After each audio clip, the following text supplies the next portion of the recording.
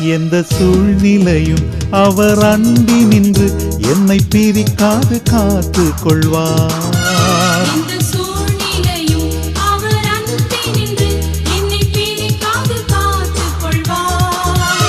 என்னை நம்பியவர் வந்த பொறுப்பதனை அவர் வரும் வரை காத்து கொள்வேன்.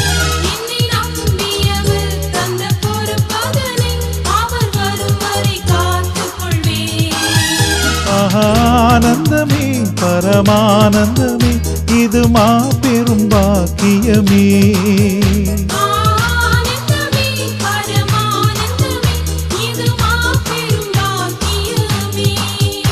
இந்த பாதலத்தின் சொந்தக்காரர் அவர் எந்த உள்ளத்தில் சொந்தமானார்.